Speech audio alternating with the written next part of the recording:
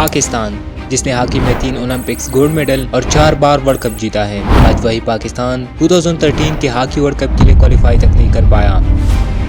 एक ज़माने में दुनिया हॉकी पर राज करने वाली पाकिस्तानी टीम अब आलमी कप में जगह बनाने से भी कासिर है। तारिक हुसैन बख्ती, जो कि पाकिस्तान हॉकी टीम का प्रेसिडेंट है, उसने अल जजीरा को एक इंटरव्यू में ये बताया कि उनका सालाना बजट 40 लाख है, जबकि एक इंटरनेशनल टूर पर 3 करोड़ तक का खर्च आता है। अब इस डाउनफॉल के 4 मेन रीजंस थी, जिसको अब हम आगे डिस्कस करेंगे। So let's go.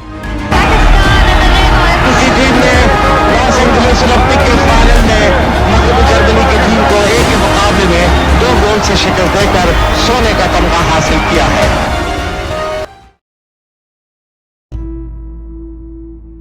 अब आज से तकरीबन 170 साल पहले 1850 में ब्रिटिश आर्मी के जवान हॉकी को इंडिया में इंट्रोड्यूस कराते हैं और इसके 5 साल बाद 1855 में कोलकाता के अंदर इन आर्मीज के लिए पहला हॉकी क्लब बनाया जाता है ब्रिटिश गवर्नमेंट की तरफ से। पर लोकल्स के लिए इसको कुछ साल बाद खोलते हैं और यहाँ से इस गेम की पॉपुलरिटी बच्चों एंड यंगस्टर्स में तेजी के साथ बढ़ती है ऑल ओवर इंडिया में, जिसमें आज का पाकिस्तान, बांग्लादेश और इंडिया तीनों आती है। अब 19वीं सेंचुरी के एंड तक इंडिया के मुख्तलिफ हिस्सों में हॉकी के टूर्नामेंट्स बनने लगते हैं, जिसमें मुल्क के मुख्तलिफ हिस्सों से टीम हिस्सा लेती है और हॉकी की इस पॉपुलरिटी की वजह से 1925 में इंडिया अपना टीम बनाता है ब्रिटिश इंडिया के नाम से। इन 1928 के ओलंपिक्स में खेलती भी है, जिसमें India without any loss gold medal जीतती है। अब इसके बाद इंडियन टीम हॉकी में अपना डोमिनेंस बनाते हैं और लगातार हर ओलंपिक्स में गोल्ड मेडल जीतते हैं।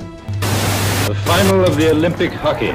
The wonderful Indian team in the white shorts, who so far have scored 30 goals to not. आप आजाद हैं। अब साल आता है 1947, जब दोनों मुल्क अलग हो जाते हैं, जिसके बाद 1948 में पाकिस्तान अपना बोर्ड PHF एस्टेब्लिश करता है और 1948 के लंदन ओलंपिक्स में बेल्जियम के खिलाफ अपना पहला मैच खेलता है, जिसमें पाकिस्तान टीम बेल्जियम को 2-1 से शिकस्त देती है। और अपने फर्स्ट स्टेजेस के दौरान पाकिस्तान बेल्जियम के साथ साथ डेनमार्क, फ्रांस एंड नीदरलैंड्स को भी हराता है और सेमीफाइनल के लिए क्वालिफाई करता है। पर सेमीफाइनल में पाकिस्तान ग्रेट ब्रिटेन के अगेंस्ट 2-0 से हार जाता है और 4th पोजीशन पर फिनिश करता है। अब इसके अगले ओलंपिक्स में भी पाकिस्तान सेमीफाइनल में हार जाता है, पर 1956 के ओलंपिक्स में पाकिस्तान अपना पहला ओलंपिक्स मेडल जीतता है और यहाँ से शुरू होती है the golden era of Pakistan. Pakistan चौथे आलमी कप हॉकी टूर्नामेंट को जीत चुका है। पाकिस्तान की टीम ने लॉस एंजलिस ओलंपिक के फाइनल में मगरबी जर्मनी की टीम को 1 के मुकाबले में 2 गोल से शिकस्त देकर सोने का तमगा हासिल किया है। पाकिस्तान 1960 में अपना पहला ओलंपिक्स गोल्ड मेडल इंडिया के अगेंस्ट जीतता है। ये 1928 के बाद पहला ओलंपिक्स था जो कि इंडिया हारा। इसके बाद 1964 में सिल्वर मेडल और 1968 में पाकिस्तान अगेन गोल्ड मेडल जीतता है। अब उस टाइम पर भी क्रिकेट की तरह हॉकी में भी पाकिस्तान और इंडिया की राइवलरी काफ़ी मशहूर थी और ऐसे में आते हैं 1972 के ओलंपिक्स, जिसमें पाकिस्तान और इंडिया सेमीफाइनल में एक दूसरे के अगेंस्ट खड़े थे।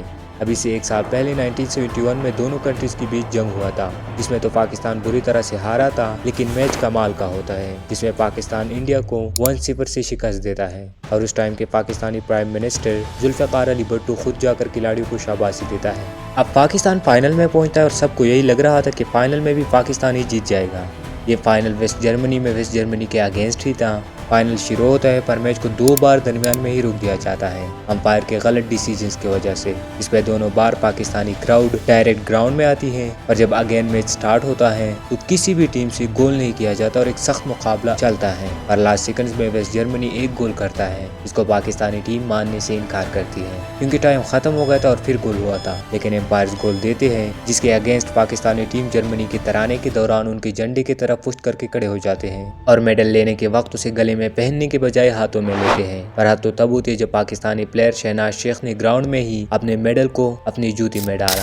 अब इन सब पर FIH को एक्शन तो लेना ही था, तो पाकिस्तान की 11 खिलाड़ियों पर लाइफ टाइम बैन लगाता है और पाकिस्तान की टीम को 4 साल के लिए सस्पेंड करते हैं। पर इन सब के लिए फिर Pakistani prime minister Zulfikar Ali Bhutto FIH से माफ़ी मांगता है, जिसके बाद प्लेयर से 2 साल बाद ही बैन हटाया जाता है और इन सब का असर ये होता है कि पाकिस्तान 1973 का वर्ल्ड कप अपनी टीम बी के साथ खेलते हैं और बुरी तरह से हार जाते हैं। अब इस टाइम तक पाकिस्तानी टीम के साथ सब कुछ ठीक चल रहा था। पाकिस्तान ने 1971 में अपना फर्स्ट हॉकी वर्ल्ड कप भी जीता और साथ ही 2 ओलंपिक्स गोल्ड मेडल और 3 सिल्वर मेडल भी जीते थे। उस टाइम पे पाकिस्तान के पास वर्ल्ड के सबसे बेस्ट हॉकी प्लेयर्स थे, like Mohammad Asad Malik, Syed Anwar, Mohammad Aslam and Zahid Sheikh etcetera. और पाकिस्तानी हॉकी का डाउनफॉल साल 1976 से शुरू होता है और इस डाउनफॉल के 4 मेन रीजंस थे जिसको हम अब आगे डिस्कस करेंगे। तो लेट्स गो। अब पाकिस्तानी टीम की डाउनफॉल का जो सबसे बड़ा वजह था वो था एस्ट्रोटर्फ के पिचेस। साल 1975 में इंटरनेशनल हॉकी फेडरेशन ये ऐलान करता है कि आने वाली 1976 के ओलंपिक्स एस्ट्रोटर्फ के पिचेस पर खेले जाएंगे। अब इससे पहले जो हॉकी के पिचेस थे वो नेचुरल घास के बने होते थे, पर जो एस्ट्रोटर्फ के पिचेस थे इसे आर्टिफिशियल घास भी कहा जाता है। ये बेसिकली कारपेट जैसा होता है और आज की भी जो हॉकी के ब्लू कलर के पिचेस होते हैं ये भी एस्ट्रोटर्फ के बने होते हैं। पर 2012 के ओलंपिक्स में इसका कलर चेंज कर दिया ताकि जो लोग टीवी पे मैच देखते हैं उनको बाल ठीक से नजर आए। अब एस्ट्रोटर्फ का नुकसान पाकिस्तान को ये हुआ कि पहले जो घास के पिचेस होते थे उनके ऊपर खेलने के लिए स्किल्स की ज्यादा जरूरत होती थी कंपेयर टू जिस्मानी ताकत, बट एस्ट्रोटर्फ के पिचेस पर जिस्मानी ताकत की ज्यादा जरूरत होती थी कंपेयर टू स्किल्स। अब इसका plus point Europeans and Australia के पास था क्योंकि वो जिस्मानी ताकत के लिहाज से साउथ एशियन से ज्यादा मजबूत थे। अब इससे भी बड़ा मसला पाकिस्तान के लिए ये था कि पाकिस्तान में एस्ट्रोटर्फ के पिचेस थे ही नहीं जिस पर प्लेयर्स प्रैक्टिस करते और नई बनाने के लिए बोर्ड के पास इतने पैसे नहीं थे कि वो इतनी मकदार में एस्ट्रोटर्फ के पिचेस बनाते जितनी टीम को जरूरत थी, क्योंकि इस एक पिच पर आज के टाइम पर 15 से 28 करोड़ तक का खर्च आता है और इसी वजह से पाकिस्तान 1976 के ओलंपिक्स में बुरी तरह से परफॉर्म करता है और 1952 के बाद पहली बार सिल्वर मेडल तक नहीं जीत पाता। अब इन सब के लिए उस टाइम के बोर्ड को भी क्रिटिसाइज किया जाता है कि उन्होंने इसके खिलाफ आवाज क्यों नहीं उठाई, क्योंकि उस टाइम पर पाकिस्तानी बोर्ड के पास इतना पावर था कि वो इस फैसले को चेंज कराते। और ये सिर्फ पाकिस्तानी टीम के लिए नहीं बल्कि इंडिया के लिए भी सबसे बड़ी मसला बनी, लेकिन दोनों कंट्रीज के बोर्ड ने बिना कुछ बोले इस फैसले को एक्सेप्ट कर लिया। अब इसके बाद पाकिस्तान में 2 एस्ट्रोटर्फ के पिचेस बनवाए जाते हैं, लेकिन लॉन्ग टर्म में ये पाकिस्तानी टीम की डाउनफॉल की सबसे बड़ी वजह बनती है, क्योंकि उस टाइम के जो हॉकी क्लब्स थे वो तब भी प्लेयर्स को नेचुरल घास के ऊपर ही ट्रेनिंग देते, पर जब वही प्लेयर नेशनल सतह पर एस्ट्रोटर्फ के ऊपर खेलते तो उन्हें मुश्किलात का सामना करना पड़ता। इसका पहला नतीजा 1986 के वर्ल्ड कप में मिलता है, जब पाकिस्तान अपनी नई टीम के साथ वर्ल्ड कप खेलता है तो ऑलमोस्ट हर मैच में हार जाता है, जिससे पूरा मुल्क शॉक्ड हो जाता है। और ये मसला आज भी पाकिस्तानी हॉकी टीम फेस कर रही है। आज पाकिस्तान में तकरीबन 7 एस्ट्रोटर्फ की पिचेस है और इनकी भी हालत खराब है। एक फॉर्मर जर्मन हॉकी प्लेयर ने एक इंटरव्यू में ये कहा कि अगर पाकिस्तान को हॉकी में अपनी कोई हुई इज्जत को रिकवर करना है तो पाकिस्तान को ऑलमोस्ट 100 एस्ट्रोटर्फ की पिचेस दरकार होंगे, पर बनाएगा कौन? अब पाकिस्तानी हॉकी टीम के लिए सेकंड सबसे बड़ा मसला था फाइनेंशियल सपोर्ट।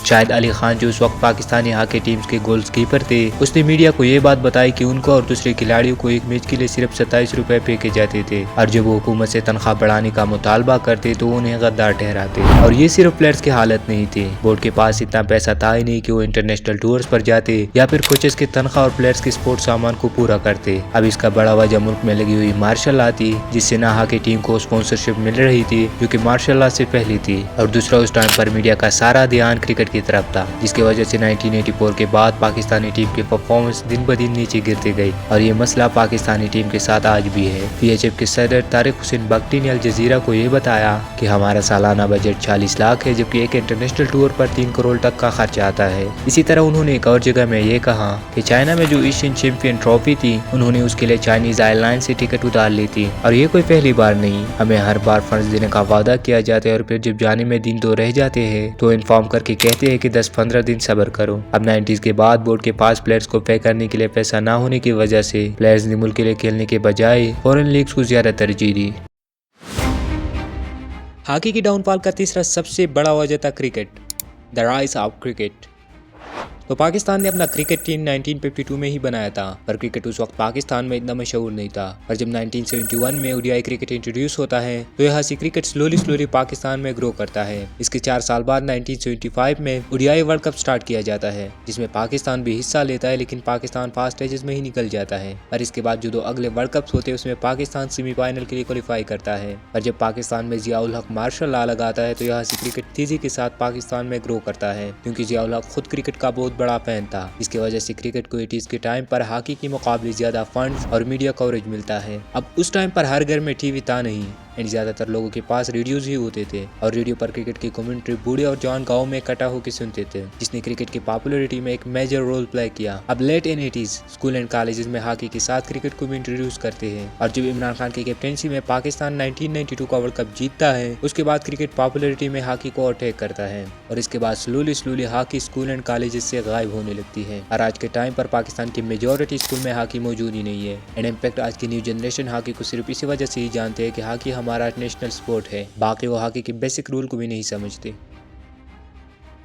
अब पाकिस्तान का हॉकी में डाउनफॉल का चौथा सबसे बड़ा वजह था कंपटीशन। 1976 में एस्ट्रोटर्फ पिचेस इंट्रोड्यूस होने के बाद नेदरलैंड्स, ऑस्ट्रेलिया एंड जर्मनी जैसी टीम्स हॉकी के टॉप रैंक्स में आने लगे थे। इन टाइम के साथ पाकिस्तान एंड इंडिया की टीम्स को अटैक करते रहे। इसका अंदाजा आप इस बात से लगा सकते हैं कि 1928 से लेकर 1972 के ओलंपिक्स तक सिर्फ एक ओलंपिक्स गोल्ड मेडल किसी गैर पाक इंडिया टीम ने जीता था, पर एस्ट्रोटर्फ के इंट्रोड्यूस होने के बाद पाकिस्तान एंड इंडिया सिर्फ एक ओलंपिक्स गोल्ड मेडल जीत पाते हैं। इसके बाद कभी भी ये दोनों टीमें एस्ट्रोटर्फ के ऊपर ओलंपिक्स जीत ही नहीं पाते, जबकि यूरोपियन टीम एंड ऑस्ट्रेलिया इसके बाद हॉकी को रूल करते हैं। पिछले चंद सालों से इंडिया अगेन हॉकी में अच्छा कर रही है एंड आज 5th पोजीशन पर मौजूद है। अब ये वो चंद रीजंस थे जिसकी वजह से पाकिस्तानी टीम डिक्लाइन कर गए। पाकिस्तान ने हॉकी में अपना लास्ट बड़ा इवेंट 1994 में जीता था, पर ओलंपिक्स जीतने के बावजूद हुकूमत टीम की मुश्किलात को हल नहीं करती, जिससे पाकिस्तानी बोर्ड ऑलमोस्ट दिवालिया हो जाता है और डिफरेंट पॉलिटिकल पार्टी से मदद मांगती है, पर कोई हेल्प नहीं मिलता। आज पाकिस्तान अपने हिस्ट्री की बदतरीन सतह पर पहुंच चुका है। अब सबसे बड़ा सवाल ये है कि क्या पाकिस्तानी टीम अपना कमबैक कर पाएगी? तो इसका सीधा जवाब है कि नहीं, क्योंकि आज पाकिस्तान में ना तो आवाम हॉकी को पसंद करती है और ना ही गवर्नमेंट सपोर्ट। अब आवाम हॉकी को इसलिए नहीं खेलते क्योंकि हॉकी पर अदर स्पोर्ट के मुकाबले ज्यादा खर्चा एंड एफर्ट्स लगते हैं। एक गेम को असल में बनाती है मुल्क की गवर्नमेंट, लेकिन पाकिस्तान का गवर्नमेंट सिर्फ क्रिकेट पर ही फोकस है। अब मैं ये नहीं कह रहा कि गवर्नमेंट को क्रिकेट को छोड़ ही देना चाहिए, बल्कि क्रिकेट के साथ अदर स्पोर्ट को भी सपोर्ट करना चाहिए। इसका हम सबसे बड़ा एग्जाम्पल ऑस्ट्रेलिया से ले सकते हैं। ऑस्ट्रेलिया में सबसे पॉपुलर स्पोर्ट ऑस्ट्रेलियन फुटबॉल है, लेकिन गवर्नमेंट फुटबॉल के साथ दूसरे स्पोर्ट को भी प्रमोट करती है, जिसके नतीजे में ऑस्ट्रेलिया ने सबसे ज्यादा क्रिकेट ट्रॉफीज जीती है और इसके साथ 3 टाइम हॉकी वर्ल्ड कप भी जीता है। अब अगर पाकिस्तान ऑस्ट्रेलिया के मुकाबले में अपने अदर स्पोर्ट को 10% भी सपोर्ट करता है तो पाकिस्तान का नाम डिफरेंट फील्ड्स में रोशन कर सकते हैं। पाकिस्तान में टैलेंट तो है, लेकिन इसकी वैल्यू नहीं। खैर, मैं तो चला ऑनलाइन लूडो खेलने, फिर मिलते हैं 15 दिन बाद। एंड प्लीज सब्सक्राइब करना मत भूलना। इस वीडियो का हम टारगेट रखते हैं 10 सब्सक्राइब, जो कि मुझे यकीन है कि आप लोग कर लें।